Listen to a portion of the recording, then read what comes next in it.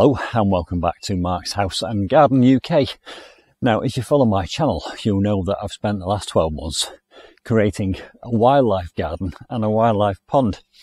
And it's become really well established quite quickly. And I have noticed in the corner of my eye recently that lots of different bird species are coming down to the water's edge and either bathing or drinking. It's become a bit of a watering hole. So what I'm going to do is I'm going to put my little waterproof case on my camera and leave the camera and this microphone right here next to the water's edge to see what bird species we can capture on film. I'll place it right over there because that's where I've seen the birds, and over the next few minutes you and I will discover what arrives to either drink or bathe.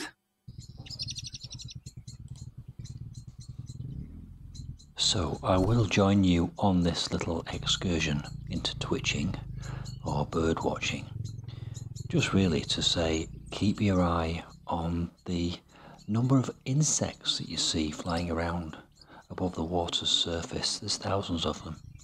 Of course, they're a very crucial part of the food chain for these birds, and there's lots of different species of birds here visiting the pond.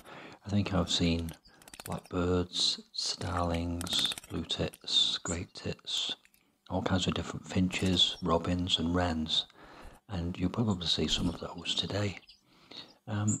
Quite a few interesting antics as well between these birds as they kind of frolic in the water. Some of them come down to drink, others come down to bathe, and others seem to just sort of hop around competing with each other in a quite comical fashion. What I've noticed about birds is that they're always on guard. They always seem to be looking out. So it's kind of hop, look around for a bit and then do something. So they never actually just focus intently on what they're doing. They've always got their eyes open for threats or danger. Wood pigeons is another one that I've seen down here. And you'll hear those cooing in the background. Blackbirds.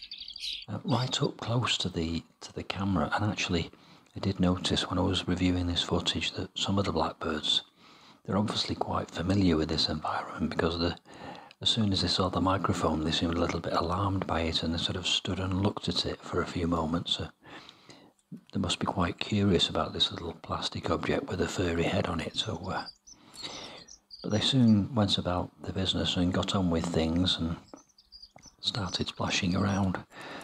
Yes, and the intensity of the light, it surprised me how much more intense the greens are as soon as the sun comes out, and just the difference, and it makes you wonder what the birds see and what the insects see compared to our perspective. I did hear on the radio, I was listening to a radio program the other day about birds, and apparently their metabolisms are so much faster than ours. Their heart races are faster than ours, and apparently their perception of life is much slower than ours. So when we hear a bird singing, chirping away quite speedily, apparently they hear that at about a quarter of the speed that we do. And of course we sit in our gardens listening to the beautiful bird song and thinking what a wonderful melody these birds are providing for us. But in actual fact, what they're doing is one of two things. They're either guarding their territory and warning other birds to stay away because it's fierce competition for the territory, or they're trying to attract a mate. They're trying to make themselves look attractive. It's a byproduct actually that we enjoy their singing. It's actually quite a fierce, aggressive stance that they're taking. It's not pretty in any way. Nature is red in tooth and claw. Here comes another blackbird, moving carefully towards the camera, sees the camera, has a look round, and then comes a bit closer. Isn't that amazing that we've been able to get so close to a blackbird? I did change the position of the camera, by the way, because I just wanted to alter up the perspective. But the other thing I observed when I review the footage is that sometimes you get no birds, but then as soon as one comes, that kind of gives confidence to the others to just kind of drop in. And so you get one, and then suddenly you get another one, and then another one, and then another one. And then when one leaves, they all leave. I suppose they do operate in a kind of flock. But what was curious was that it didn't have to be the same species. If a blackbird came down, then a sparrow and a blue tit would soon join them, and they seemed to be quite comfortable in each other's presence, inches away from each other. When I'm reviewing this footage and watching this video and enjoying these birds, it gives me a thought, actually. It makes me really think how successful and delighted I am with this wildlife pond after only 12 months. But also, I should do more of this. I should spend more time looking and watching and being mindful.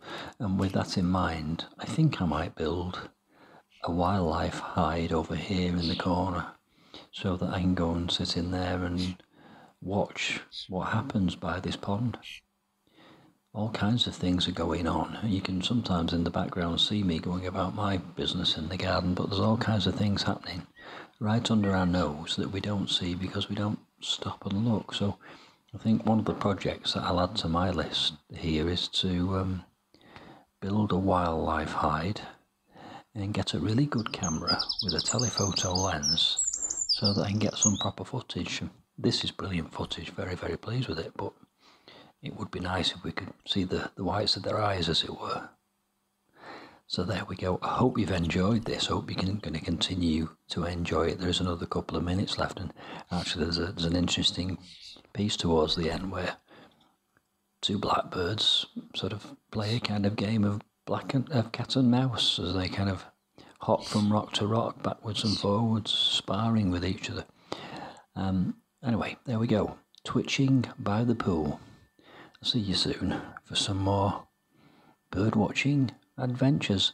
Enjoy the rest. Bye for now.